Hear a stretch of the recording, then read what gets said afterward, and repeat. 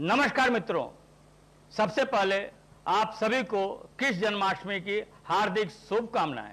मैं हूं अशोक वर्मा, आप देख रहे हैं टीवी 20 न्यूज। बने रहिए हमारे साथ, देखते रहिए टीवी 20 न्यूज।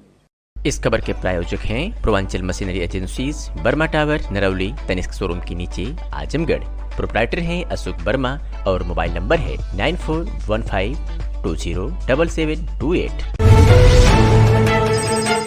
इस खबर में हम आपको बताएंगे कि 6 सितंबर 2023 को आजमगढ़ पुलिस ने पुलिस अधीक्षक अनुराग आर के नेतृत्व में कितने अपराधियों को गिरफ्तार किया है। तो बता दें कि थाना मेहनगर पुलिस ने चोरी गए सामान के साथ अभियुक्त मनीष उर्फ नन्नू पुत्र राजेश उर्फ भुलई यादव उमरी गणेशपुर थाना गंभीरपुर जनपद आजमगढ़ को गिरफ्तार किया है। तो पौई पुलिस ने लड़की को अगवा करने के आरोपी नंदरेश बिंद उर्फ नंदुपुत्र हरिराम बिंद निवासी बागबहार थाना पवई जनपद आजमगढ़ को गिरफ्तार किया है। थाना कंदरापुर पुलिस ने मारपीट कर गंभीर रूप से घायल करने के आरोपी अभियुक्त चंदन यादव पुत्र पथरू यादव निवासी फुलेहरा थाना कंदरापुर जनपद आजमगढ़ को गिरफ्तार किया है। तो वही कंदरापुर पुलिस ने दूसरी कार्रवाई में दुष्कर्म करने के आरोपी कमलेश निषाद पुत्र अवधू निषाद निवासी गयासपुर थाना कंदरापुर जनपद आजमगढ़ को गिरफ्तार किया है। आजमगढ़ की निजामाबाद तहसील क्षेत्र के जगदीशपुर गांव के पीड़ित ग्रामीणों ने बुधवार को दिन में 12 बजे एसपी ऑफिस पहुंचकर अपने साथ न्याय की गुहार करने की गुहार लगाई है। पीड़ित पक्ष के अनुसार वर्ष 1985 में उनके गांव में 13 नंबर की ज़मीन उनके नाम पट्टा हुई थी। इस ज़मीन पर 9 लोगों को 10-10 कड़ी कट्ट का पट्टा हुआ था, लेकिन कुछ दबंग लोग जिनको 12 नंबर की ज़मीन मिली थी, वह जबरन 13 नंबर की ज़मीन को 12 नंबर कहकर उस पर कब्जा कर निर्माण कर रहे हैं।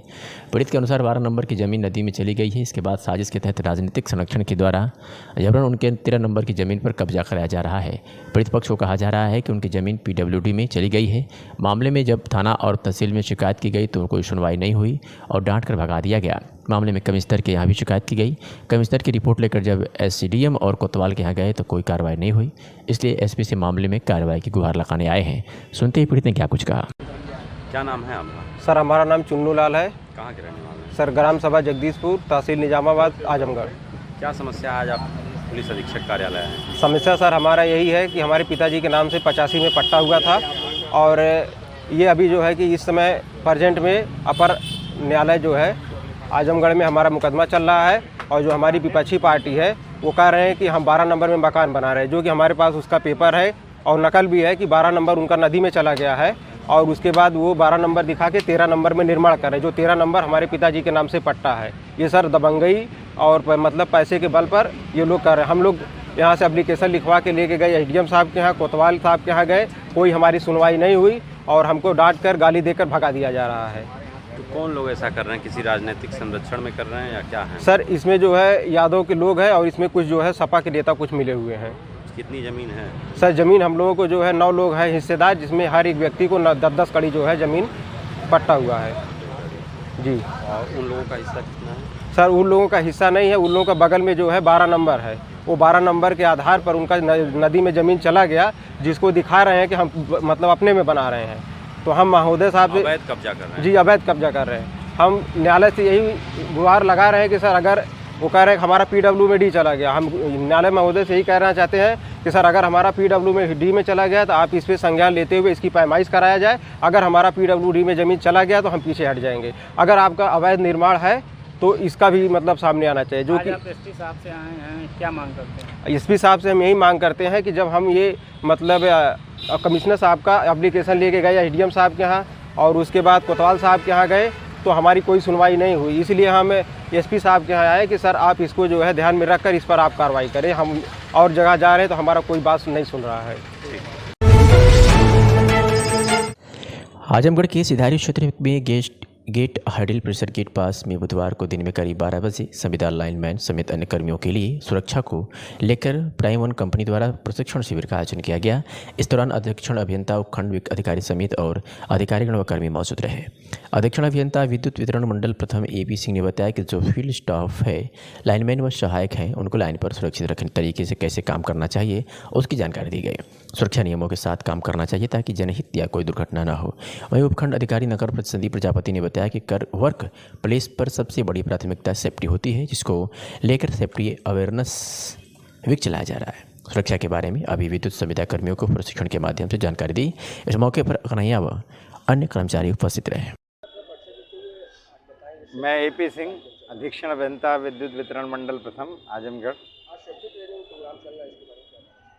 जो हमारे फील्ड स्टाफ है, जो लाइनमैन और उनके सहायक हैं, उनको लाइनों पर किस तरीके से काम करना चाहिए, क्या क्या सुरक्षा मानक, सुरक्षा नियमों के तहत उनको काम करना चाहिए जिससे कि काम सुरक्षित हो और किसी प्रकार की जनहानि या दुर्घटना ना हो, इसके बारे में एक विस्तार से प्रशिक्षण का आयोजन किया गया है। और यह हमारे माननीय अध्यक्ष और माननीय प्रबंध निदेशक के निर्देशों के अनुसार किया जा रहा है, जिससे कि किसी भी प्रकार की दुर्घटनाएं ना हों और सुरक्षित कार्य किया जा सके। इसके लिए इन सभी को उपकरणों का इस्तेमाल करने की, स्वयं को सुरक्षित रखने की और जो हमारी लाइनें हैं उनको सुरक्षित तरीके से काम करने की पूरा प्रशिक्षण दिया जाएगा। मैं यहाँ के डिप्टी मैनेजर आजमगढ़ जोन का prime one workforce private limited company जो है हमारी, वो यहाँ पर कार्यरत है, जो संविदा कर्मचारियों को उपलब्ध कराती है।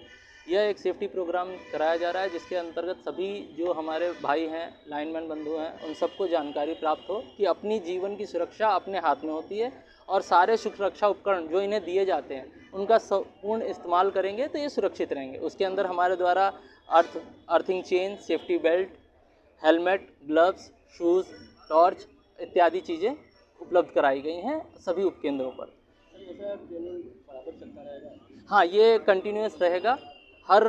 हमने एक पूरा चार्ट बनाया है, उसके द्वारा हर खंड में जो यहाँ पर उपलब्ध 6 खंड हैं, उन 6 खंडों में समय समय पर ट्रेनिंग दी जाएगी। मीडिया के माध्यम से अपने कर्मचारियों को क्या कहना चाहिए? मीडिया के माध्यम से हम ये कहना चाहेंगे कि सभी कर्मचारी अपनी सुरक्षा का स्वयं ख्याल रखें। जितने भी उपकरण इन्हें उपलब्ध कराए गए उन सबका इस्तेमाल करें और ओवर कॉन्फिडेंस में काम ना करें। बिजली किसी की वो नहीं है, सभी लोगों को अपना ध्यान स्वयं देना है और जो उपकरण उन्हें दिए जा रहे हैं उसका इस्तेमाल करते रहें। जिले के करतालपुर बाईपास पर सिंह ऑटो सेल्स के शोरूम का भव्य उद्घाटन हुआ। हड्डी रोग विशेषज्ञ मनीष त्रिपाठी एवं शोरूम के प्रोपराइटर राजेश सिंह ने संयुक्त रूप से किया। इस दौरान शोरूम के प्रोपराइटर राजेश सिंह ने मीडिया से बातचीत में बताया कि आज के इस नए दौर में इलेक्ट्रॉनिक का समय आ गया है, सब कुछ अब इलेक्ट्रॉनिक पर ही निर्भर होता चला जा रहा है। इसी सोच को आगे बढ़ाते हुए हमने आज एक नए इलेक्ट्रिकल शोरूम खोला है। आज जो इलेक्ट्रिक गाड़ियाँ मार्केट में चल रही हैं उसका एवरेज 80 से 100 तक है, लेकिन हमारे इस नए शोरूम स्पार्स इलेक्ट्रिक में इलेक्ट्रिक गाड़ियों का एवरेज 110 से लेकर 130 तक है। सभी गाड़ियों में लिथियम बैटरी रहेगी। इसके साथ ही यहाँ पर इलेक्ट्रिक स्कूटी, 3 व्हीलर और अब इलेक्ट्रिक बाइक भी इस शोरूम में आ गई है, तो अब युवाओं को कहीं और भटकना नहीं पड़ेगा। वहीं कंपनी के मैनेजर पीयूष तिवारी ने बताया कि आज के इस नए दौर में कम बजट में ज़्यादा प्रॉफिट देने वाली गाड़ियाँ केवल सिंह ऑटो सेल्स पर ही मिलेंगे। इसके साथ ही अब इस शोरूम पर युवाओं की सपोर्ट इलेक्ट्रिक बाइक की उपलब्ध है और उन्हें आकर्षक उपहार भी मिलेंगे। मेरा नाम पीयूष तिवारी है, मैं यहाँ का मैनेजर हूँ सिंह ऑटो सेल्स स्पर्स इलेक्ट्रॉनिक एजेंसी का। एजेंसी का शुभारंभ हो रहा है, जी, क्या-क्या है फीचर्स, क्या-क्या सुविधाएं ग्राहकों के लिए? ग्राहकों के लिए हमने काफ़ी सारे प्लान्स बना रखे हैं जो कि उनके लिए बेहतर होगा और हम सोच रहे हैं ग्राहकों के लिए कि कुछ ऐसा किया जाए कि जिससे उनका लागत कम लगे, उनको बचत ज़्यादा हो, लो मेंटेनेंस में हायर प्रॉफिट उनका हो। हम लोग ऐसा कुछ प्लान करके आए हैं और हमारे यहाँ भारत में निर्मित स्वदेशी अपनी बाइक है और स्कूटी है, 3 व्हीलर्स हैं, ये हम लोगों ने लॉन्च किया है और आज से ये अपने कस्टमर्स को हम देने जा रहे हैं तोहफे के रूप में। स्पोर्ट्स लुक में भी बाइकें हैं? जी, स्पोर्ट्स लुक में भी बाइकें हैं और काफ़ी अच्छी रेंज में भी हैं। 6 मॉडल हैं इसके टोटल और कस्टमर्स यहाँ पे युवाओं के लिए भी, महिलाओं के लिए भी, बच्चों के लिए भी, सबके लिए अवेलेबिलिटी है यहाँ पे सब प्रोडक्ट। स्पेयर पार्ट्स और सर्विसिंग को लेकर ग्राहकों में कभी-कभी अनिश्चितता होती है, इसलिए जो बाइकें नहीं खरीदते हैं, जी, तो उसको आप कैसे दूर करेंगे? जी, यहाँ पे ऐसा कुछ नहीं है, उसके लिए हम लोगों ने पहले से ही तैयारी कर रखी है। ऐसा कुछ नहीं होगा। कोई भी ग्राहक अगर आता है हमारे यहाँ तो तुरंत उसके जो उसका रहता है समस्याओं का समाधान यहाँ पे तुरंत किया जाएगा। क्या कहना चाहेंगे युवा पीढ़ी को, आपकी बाइक कैसे पसंद आएगी? हमारे यहाँ आइए, आप देखिए टोटल 6 मॉडल्स हैं जिसमें से स्पोर्ट बाइक भी है युवाओं के लिए, जो कि तुरंत पिकअप के मामले में भी अच्छी खासी है, जो कि सबको चाहिए होती है और किफ़ायती भी है। आपका पेट्रोल नहीं लग रहा है इसमें और ये कम चार्जिंग में ज़्यादा रेंज देने वाली है। लगभग कितना होगा, मतलब ये आप सिंगल चार्ज में आप इसको 120 किलोमीटर तक ले जा सकते हैं। किस रेंज से होगी? ये मान के चलिए 78,000 से स्टार्टिंग है इसकी जी। कितना हाईएस्ट जाएगा? ये हाईएस्ट आपका जाएगा 1,50,000 1.5 लाख तक जाएगा हाईएस्ट जी। डॉक्टर साहब आज एक प्रतिष्ठान का उद्घाटन आपके, उसके बारे में कुछ जी, आज सिंग्स ऑटो सेल्स का यहाँ पे उद्घाटन हुआ है और आजमगढ़ के लिए बहुत अच्छी खुशखबरी की बात है, क्योंकि जहाँ पेट्रोल और डीजल के कारण पॉल्यूशन बढ़ रहा है, प्रदूषण चारों तरफ बढ़ रहा है, तो हम सभी की जिम्मेदारी होती है कि प्रदूषण पर कंट्रोल करना चाहिए। तो ये एक सबसे बड़ा रीज़न है। हमारे व्हीकल्स जो होते हैं, जो गाड़ियाँ होती हैं, उनसे ज़्यादा प्रदूषण होता है। इलेक्ट्रिक गाड़ियों का इस्तेमाल करने से प्रदूषण कम से कम होगा, बचत भी होगी, और ज़्यादा इलेक्ट्रिक गाड़ियों का इस्तेमाल होगा तो उतने पेट्रोल डीजल के रेट कम होंगे। ये आगे एक तरह की विकास की एक सीढ़ी है, तो आजमगढ़ के लिए अच्छी खबर है। आजमगढ़ सिधारी थाना क्षेत्र के मतौलीपुर गांव के ग्रामीणों ने बुधवार की दोपहर रास्ते के विवाद को लेकर गिरब्राणा से लुम्बिनी हाईवे पर चक्का जाम कर दिया। लगभग 1 घंटे तक चले चक्का जाम की सूचना मिलने पर पहुंची पुलिस ने लोगों को समझा बुझाकर मामले को शांत कराया। ग्रामीणों ने बताया कि NHAI द्वारा 4 लेन के निर्माण के दौरान गांव में जाने वाले रास्तों को बंद कर दिया गया है। इसके बाद उन लोगों द्वारा गांव तक जाने के लिए रास्ता दिया गया है, लेकिन गांव के ही कुछ लोगों द्वारा रास्ते को रोका जा रहा है, जिसके कारण हम लोगों को आवागमन में परेशानी हो रही है। इसके लिए हम लोग थाना दिवस से लेकर NHAI के अधिकारियों से कई बार मुलाकात कर चुके हैं, लेकिन अब तक हमारी समस्या का समाधान नहीं हो सका, जिसके कारण आज मजबूर होकर हमें चक्का जाम करना पड़ा। ग्रामीणों द्वारा चक्का जाम किए जाने की सूचना मिलते ही थानाध्यक्ष सिधारी दल बल के साथ मौके पर पहुंच गए। उनके द्वारा लोगों को समझा बुझाकर 1 घंटे बाद चक्का जाम को समाप्त कराया गया। वहीं मौके पर मौजूद ग्राम प्रधान मनोज कुमार निषाद और अन्य ग्रामीणों ने रास्ते की समस्या के समाधान के लिए DM सहित अन्य अधिकारियों से मिलकर गुहार लगाने की बात कही गई।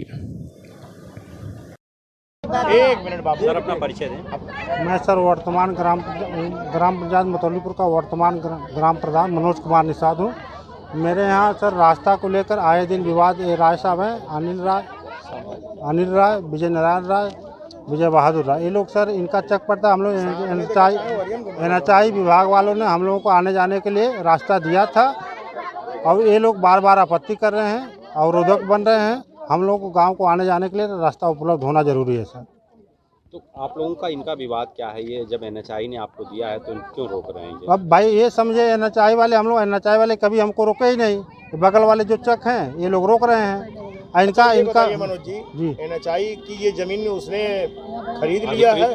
हाँ, अधिकृत किए हैं भाई। वो NHAI वाले जो वहाँ खम्भा लगा है उसके सीधे हैं। इनका 60 मीटर है 4 लेंथ की ज़मीन, तो 60 मीटर वो अपनी खरीद लिए हैं। इसके बाद भी पटने के बाद रास्ता 13 मीटर भी बच रहा है, उसके बाद भी NHAI का। इसके बाद भी लोग बार बार रोक रहे हैं।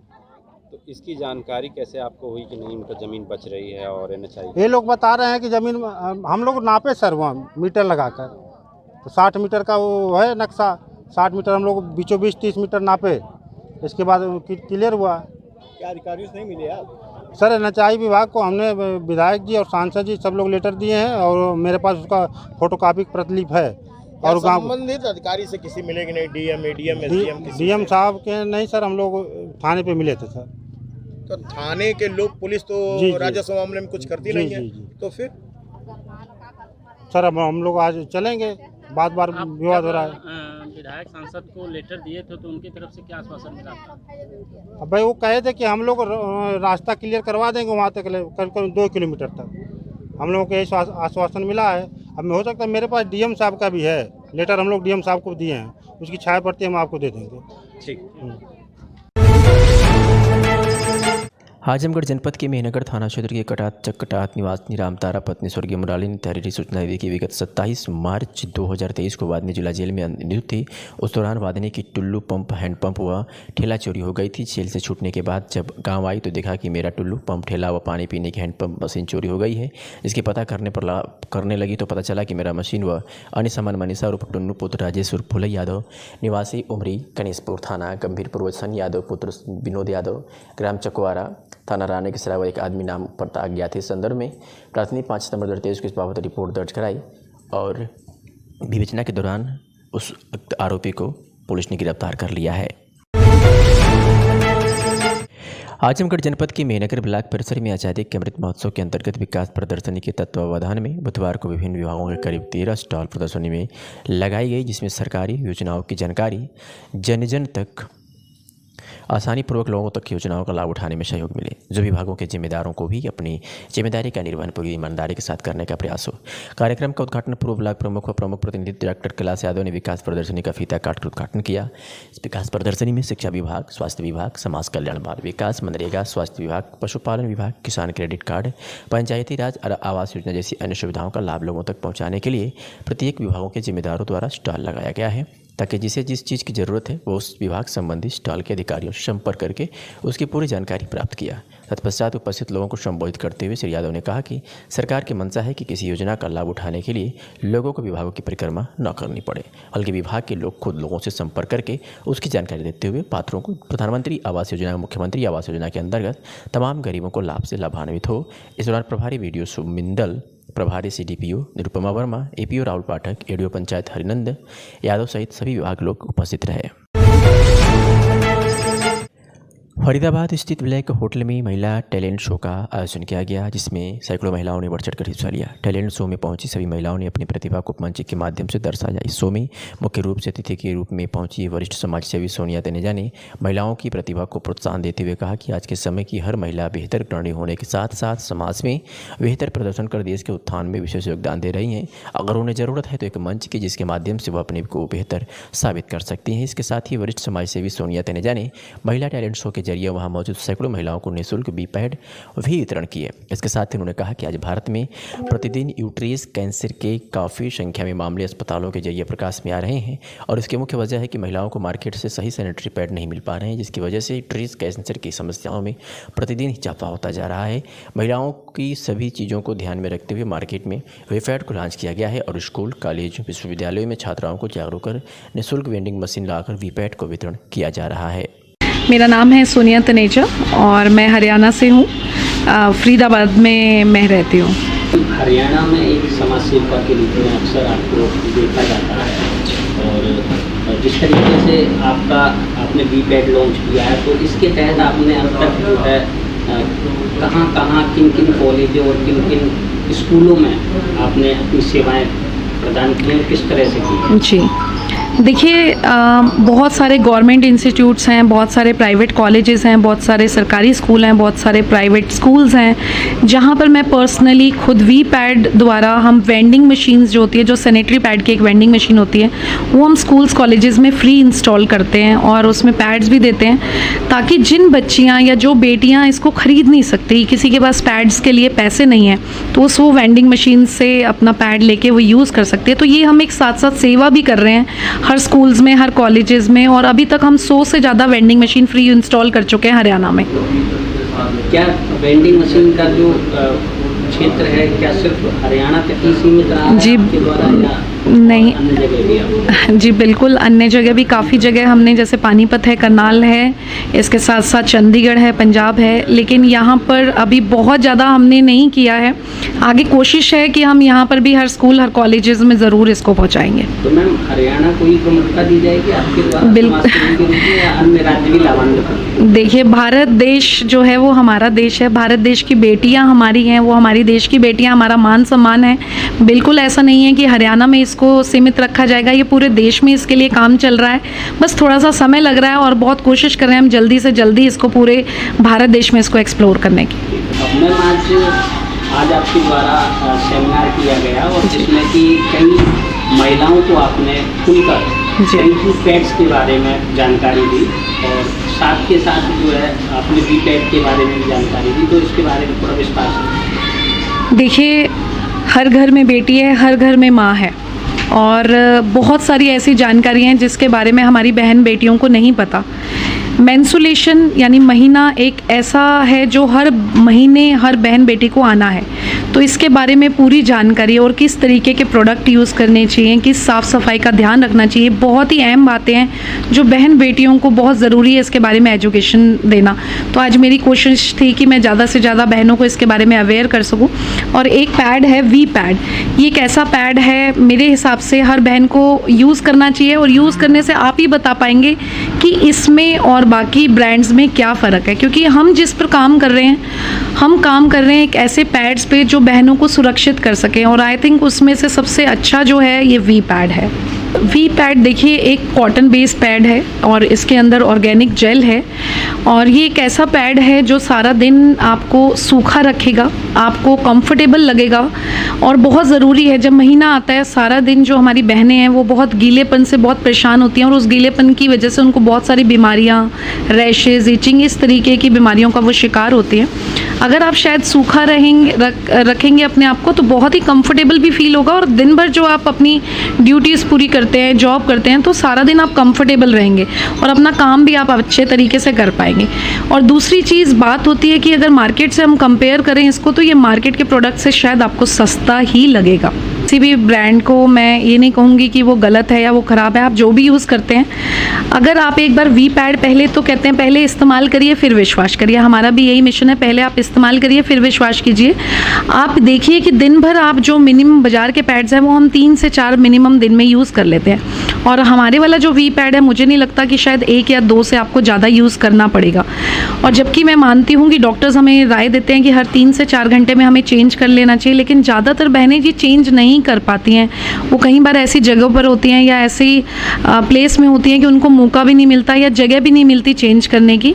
लेकिन अगर आप वी पैड यूज़ कर रहे हैं और आप कहीं भी ऐसी जगह पर अगर आप चेंज नहीं कर पा रहे, तो शायद आपको फील नहीं होगा कि आपको इमरजेंसी है या आपको चेंज करना है। ये बहुत ही कंफर्टेबल पैड्स हैं, और मैं यही बार बार कहूँगी कि आप पहले इस्तेमाल करिए, उसके बाद आप विश्वास कीजिए। स्टार्टअप इंडिया के बारे में क्या कहेंगे, जिस तरीके से मोदी जी द्वारा चलाया है? देखिए पहले तो मोदी जी की जितनी तारीफ़ की जाए उतनी कम है। स्टार्टअप इंडिया एक ऐसा प्रोजेक्ट है जो हमारे देश को एक नई दिशा की ओर लेकर जा रहा है। लोगों की सोच बदल रही है, लोगों को नए नए ज़रिए मिल रहे हैं और उनमें बदलाव आ रहा है। तो बहुत बड़ा श्रेय इसका जाता है हमारे मोदी जी को। देखिए हमारा मिशन है हर बहन बेटी को स्वस्थ करना, हम हर घर तक इसको पहुंचाने की कोशिश कर रहे हैं। हज़ारों बहनें इसको यूज़ करती हैं, अभी आगे का मिशन है लाखों बहनों का, और फिर धीरे धीरे हम और मेहनत करेंगे और कोशिश करेंगे कि बहनें ज़्यादा से ज़्यादा इसको पसंद करें और उसको यूज़ करें, इस्तेमाल करें और स्वस्थ रहें। सबसे ज़्यादा ज़रूरी है कि वो स्वस्थ रहें महीने के दौरान, ये हमारा मिशन है। इंडियन आइकॉन अवार्ड्स 2023 के इस आयोजन में विभिन्न क्षेत्र के एक्सपर्ट को सम्मानित किया गया। मुख्य अतिथि बॉलीवुड एक्ट्रेस और fitness icon Mandira Bedi madam के शुभ हाथों से active lifestyle coach of the year का पुरस्कार मिला। एक्टिव लाइफस्टाइल का प्रतिनिधित्व कर रहे active world team Shri Anees Siddiqui को अवार्ड प्राप्त करने का अवसर मिला। पुरस्कार मिलने से उनके शुभचिंतकों में हर्ष व्याप्त है। इस मौके पर उन्होंने कहा कि हमें यह जो पुरस्कार मिला है, हम इसके लिए आप सभी सज्जनों का आभार व्यक्त करते हैं। और उन्होंने बताया कि हम अपने ऑनलाइन और ऑफलाइन क्लबों के माध्यम से पूरे भारत और विदेशों में सेवा दे रहे हैं। हमारा मिशन लोगों को स्वास्थ्य और सक्रिय जीवन जीने के लिए प्रेरित का और सशक्त बनाना है। एक्टिव लाइफस्टाइल एक विशिष्ट प्रकार का ऑर्गेनाइजेशन है और जो लोगों को उचित शिक्षा और पोषण सहायता के साथ उनकी जीवन शैली और भोजन की आदतों को बदलने में मदद करता है। संस्था के सीनियर लीडर्स सुमित वर्मा, हेमंत श्रीवास्तव, शकीबुल हक, वंदना पांडे, किरण यादव, निशा वर्मा, अधिवक्ता अमजमा, चंदा देवी, सोनम सिंह, अर्चना मिश्रा, हेमंत चौरसिया, सारिया अंसारी, रश्मि सिंह, DK सिंह अपनी अहम भूमिका निभा रहे हैं। मुख्य सेवाओं में जीवन शैली कोचिंग, वजन प्रबंधन, पोषण जागरूकता, कसरत, योग और ध्यान के साथ साथ तनाव प्रबंधन और व्यक्तिगत विकास शामिल है। बेटी की छठी में पहुंचे पिता ने नहीं देख पाया बेटे का मुंह। ससुर के दरवाजे पर पहुंचने से पहले हादसे में मौत। बता दें कि स्थानीय थाना अतरौड़िया क्षेत्र के चितौनी चौराहे के समीप मंगलवार की शाम लगभग 7 बजे 2 बाइकों की जोरदार टक्कर में बेटे की छठी में शामिल होने ससुराल आए 30 वर्षीय राहुल यादव की मौत हो गई। हेलमेट न लगाने से सिर के पिछले हिस्से में गंभीर चोट मौत की वजह बनी। इससे ससुराल में जहां खुशी थी वहीं मातम छा गया और पूरे परिवार में कोहराम मच गया। दूसरी बाइक पर सवार अंबेडकर नगर के राजे सुल्तानपुर थाना क्षेत्र के गढ़वल गांव निवासी दीपक सिंह जो गंभीर रूप से घायल हो गया, उसका अतरौलिया स्थित अमर शहीद राजा जयलाल सिंह सौसैया से जिला चिकित्सालय में इलाज चल रहा है। ज्ञात हो कि रामचंद्र यादव ने अपनी पुत्री सविता की शादी कंदरापुर के मंदुरी निवासी राहुल यादव से 4 साल पहले की थी। अभी 6 दिन पहले ही बेटी को बेटा होने से पूरे परिवार में खुशी की लहर थी। इसे धूमधाम से मनाया गया, जिसमें राहुल भी शामिल होने पहुंचे। हालांकि यह खुशी एक दिन भी नहीं रुकी और मंगल अमंगल हो गया। राहुल पास ही ससुर के घर जाने के लिए बाइक से निकले कि उसी दौरान बड़ा हादसा हो गया। आसपास के लोग तत्काल चिकित्सा चिकित्सालय ले गए, जहां डॉक्टरों ने राहुल को मृत घोषित कर दिया। टक्कर इतना तेज था कि दोनों बाइकों के परखच्चे उड़ गए। इधर मौत की खबर सुनते ही ससुराल में कोहराम मच गया। परिवार की खुशियां पल भर में मातम में बदल गई और पूरे परिवार में चीख पुकार सुनाई देने लगी। मौके पर क्षेत्राधिकारी मंजय कुमार, औतरौलिया प्रभारी निरीक्षक विजय प्रताप सिंह भी पहुंचे और शव को कब्जे में लेकर आगे कार्रवाई में जुट गए। आइए सुनाते हैं कि स्थानीय निवासी ने क्या कुछ कहा। भैया आज यहाँ एक दुर्घटना हुई है बाइक एक्सीडेंट, क्या है, कैसी हुई है और किसकी मृत्यु हुई है, इसके बाद ये हमारे गांव के ही एक हमारे मित्र हैं, उन्हीं के छोटे भानवे थे, रामचंद्र यादव के दामाद थे राहुल यादव। इनके आज एक हफ्ता पहले इनको उनके बीवी के लड़का पैदा हुआ था। कल छठी थी, उसी की देख रेख में आए थे मिलने के लिए। कल क्या सार सामान लगेगा उसी का पैसा वैसा जो भी था आए थे पूछने। ये ओवर ब्रिज से होकर चेतौनी मोड़ से अपने घर को जा रहे थे और आजमगढ़ की तरफ से जो स्प्लेंडर से आ रहे थे बहुत स्पीड थे उस समय, क्योंकि हल्की हल्की बारिश हो रही थी, तो सभी को तेज़ी रहती है घर पहुंचने। उसी समय अपने बिल्कुल सही रास्ते थे, लेकिन वो इतना स्पीड थे वो संभाल ही नहीं पाए, जाके उनकी गाड़ी में फेंक दिए और हम लोग तत्काल उनको उठा के PGI हॉस्पिटल लाए, जहाँ यहाँ पर इलाज करते समय डॉक्टरों ने कहा उनका मृत्यु हो चुकी है। आजमगढ़ जिले के मार्टिनगंज तहसील परिसर में अधिवक्ताओं ने प्रमुख गृह सचिव का पुतला फूंककर विरोध प्रदर्शन किया। वहीं अधिवक्ताओं ने सरकार के खिलाफ नारे भी लगाए तथा अधिवक्ताओं के साथ न्याय करने की मांग की। वहीं तहसील बार संगठन के अध्यक्ष ने कहा कि सरकार डंडों से लोकतंत्र को दबाना चाहती है। वकीलों के साथ अन्याय करके क्या सरकार देशवासियों को दिखाना चाहती है, हम इस देश में कुछ भी कर सकते हैं। इस पुतले दहन में आप भी सम्मिलित थे, जो है आप सरकार के इस रवैये को लेकर क्या कहना चाहेंगे? सरकार की यह जो रवैया है पूर्ण रूप से अधिवक्ता विरोधी है। हम पूरे अधिवक्ता उत्तर प्रदेश के बार काउंसिल के निर्णय पर जो हापुड़ में घटना घटी है, हमारे अधिवक्ताओं को पीटा गया है। एक हमारी बहन अधिवक्ता अपने पिता को लेकर के जा रही थी, उसे पीटा गया है, उसका FIR नहीं लिया गया है, जिसे संज्ञान में लेकर के बार काउंसिल 3 दिन का 4, 5 और 6 को यह आह्वान किया कि 4 को पूरे प्रदेश में अधिवक्ता धरने पर रहेंगे, 5 को प्रमुख सचिव और पुलिस महानिदेशक का पुतला फूकेंगे। उस क्रम में हम लोग आज पुतला फूके हैं, कल रहेंगे और 48 घंटा का अल्टीमेटम अधिवक्ताओं की तरफ से मुख्यमंत्री जी को दिया गया है मिलने के लिए। यदि 48 घंटे के अंदर समय नहीं दिया गया और अधिवक्ताओं की बातों को नहीं सुनी गई, उनके जो समस्या हैं उसका निराकरण प्रदेश सरकार द्वारा नहीं किया गया, तो यह उत्तर प्रदेश ही नहीं ऑल इंडिया बार काउंसिल भी इसे संज्ञान में लेने का, सेना त्रिपाठी की कल जो ऑल इंडिया बार काउंसिल के हमारे मेंबर हैं उन्होंने घोषणा की है कि यदि उत्तर प्रदेश के समस्या को, उत्तर प्रदेश सरकार बार काउंसिल की समस्या को, अधिवक्ताओं की समस्या का निराकरण नहीं किया तो इसे पूरे देश में आंदोलन चलाया जाएगा। और जब तक अधिवक्ताओं की सुरक्षा की जो अधिनियम पास करने की बात है पारित नहीं कर लिया जाएगा, जैसा कि अन्य प्रांतों में अधिवक्ता सुरक्षा अधिनियम पारित है, उत्तर प्रदेश में पारित नहीं होगा, तब तक हम लोग लड़ाई लड़ते रहेंगे। अगली लड़ाई हमारी बार काउंसिल के मेंबर हमारे अध्यक्ष जी निर्णय लेंगे, जैसा उनका निर्देश होगा। पूरे उत्तर प्रदेश के अधिवक्ता हम उनके सिपाही हैं, उनके निर्देश के अनुसार आंदोलन चलाते रहेंगे। पुतले दहन में आप भी शामिल थे, जो है पुलिस प्रशासन की इस कार्रवाई को लेकर आप किस रूप में देखते हैं? पुलिस प्रशासन की कार्रवाई बहुत ही निंदनीय कार्रवाई थी। यह कलम और बंदूक की लड़ाई हो रही है। बंदूक के बल पे वह वर्दीधारी जो है निरंकुश होते जा रहे हैं इस शासन में, उसी की प्रक्रिया के रूप में आज अधिवक्ता हित में ये अधिवक्ताओं का प्रोटेक्शन एक्ट लागू हो और जिन अधिवक्ताओं के खिलाफ फर्जी मुकदमे यह वर्दीधारी वालों ने दर्ज किए हैं वह वापस हों और जो हमारे अधिवक्ता बंद घायल हुए हैं उनको मुआवजा दिया जाए। यह सारी मांगों के साथ बार काउंसिल के निर्देश पे हम लोग यह कार्रवाई कर रहे हैं।